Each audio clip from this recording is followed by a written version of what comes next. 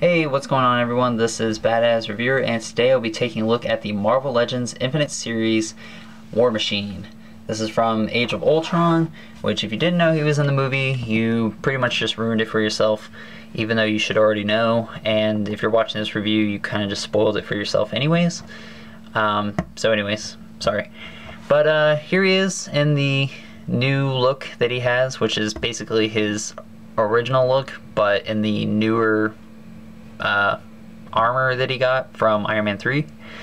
So yeah, this is basically just a repaint of the Iron Patriot from Iron Man 3 line, which I didn't really like too much for some reason. I don't know why I don't like this figure, but I really enjoy this figure.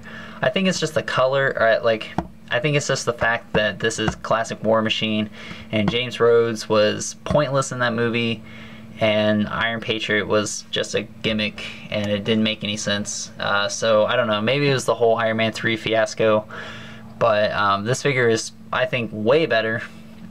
And he comes with the addition of the removable helmet, which reveals his face, which I think out of this one and the Mark 43 with Robert Downey Jr., this one is way better because the eyes are painted normal, so he's just kind of looking forward and not looking up and kind of weird. So I'm glad they kind of fixed that problem, or didn't screw it up like they did before. But I definitely think it looks very nice, so it's cool that we can have an unmasked version of War Machine, which kind of gives you that throwback of old Toy Biz days. So you can pop that off, which is very hard to put back on for some reason. I don't know if it's like the joints are just really tough or what, but here he is with the helmet back on. It's just the exact same head sculpt from the Iron Patriot before, but I think it looks a lot better.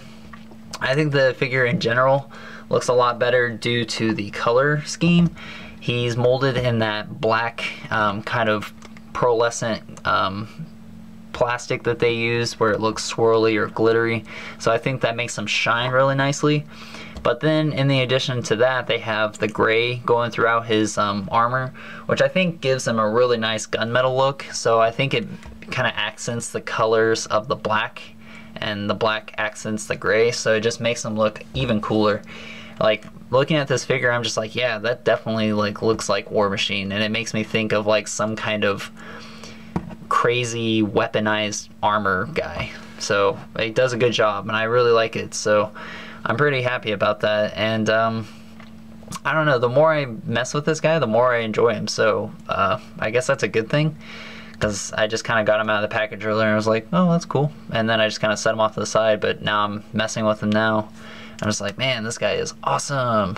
So yeah, that's I guess that's a good thing. Good job, Hasbro.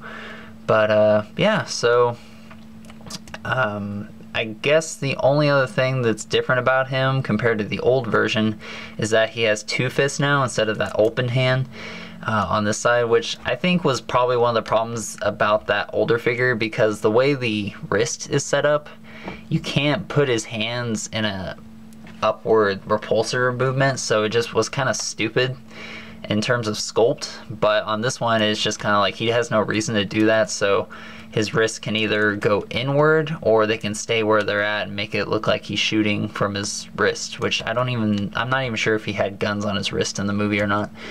But it looks loads better, so I'm happy about that. He comes with the same little shoulder cannon, which reminds me of the Predator. I kind of wish they would have, well, I know this is based on the movie, but hopefully maybe someday they'll give us another comic version, and I wouldn't mind if they just released this version again. But I wish there was more weapons to give him other than this little cannon. I guess what you could do is you could take the cannon off of your Iron Patriot and stick it in this other hole, so now he's got dual shoulder cannons. So now he's going Alien vs. Predator Requiem, and he's got two little things, so he can be like pew, pew, pew, shooting all which way he wants. So I actually like the way this looks, so I think I might keep it like this.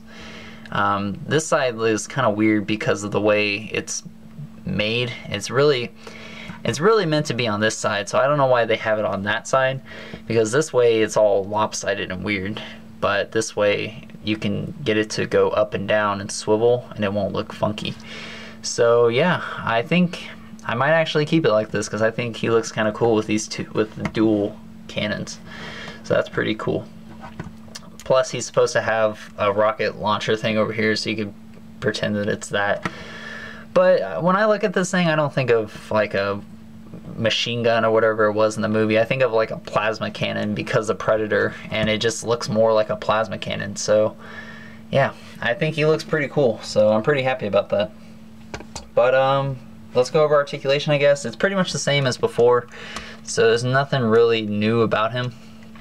I guess this counts as articulation, but this thing on the back is just kind of pegs in so it can move down.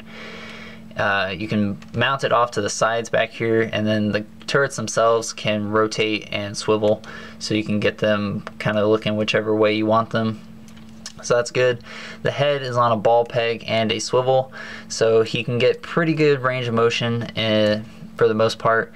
He can get a pretty good flying pose with the head, although I could have swore I got it to go a little bit better earlier. You kind of have to mess with it since the ball peg is so large.